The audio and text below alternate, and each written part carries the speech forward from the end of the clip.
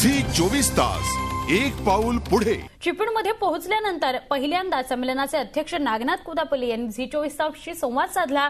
आमचे प्रतिनिधी प्रकाश दांडगे यांनी कोतापल्लेंशी बातचीत केली। चिपळूण इथल्या 86व्या साहित्य संमेलनाबाबत अनेक वाद झाले, आरोप प्रत्यारोप झाले, पण एका गोष्टीबद्दल सगळ्यांना समाधान होतं, ते म्हणजे अध्यक्षपदी विराजमान होत असलेले नागनाथ कोतापल्ले। आता कोतापल्ले सर आपल्यासोबत आहेत, त्यांच्याबद्दल आपण संमेलनात व्यक्त करत असलेलं साहित्य विचार आणि त्यांच्या अध्यक्षीय भाषणात काय असणार आहे ते आपण त्यांच्याकडून जाणून घेण्याचा प्रयत्न करूया। कोतापल्ले सर, झी 24 तासमध्ये आपलं स्वागत।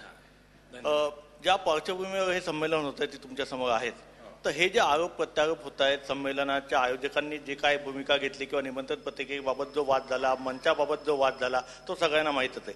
याबद्दल तुमची भूमिका तुम्ही अध्यक्षीय भाषणात मांडाल अशी अपेक्षा व्यक्त होते, त्याबद्दल काय सांगाल? नाही, अध्यक्षीय भाषण हे अशा प्रकारच्या वादविवादाच्या संदर्भातलं असत नाही।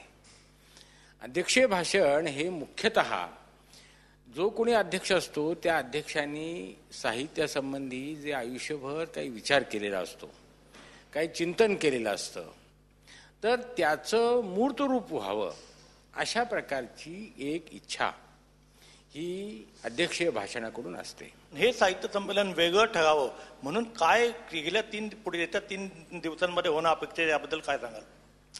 मुळामध्ये हे साहित्य संमेलन वेगळं ठरेल याची योजना संयोजकांनी केलेली आहे। बंद कोकण त्यांनी उभा केलेला आहे, तर एक तिथूनच ती सुरुवात झालेली आहे।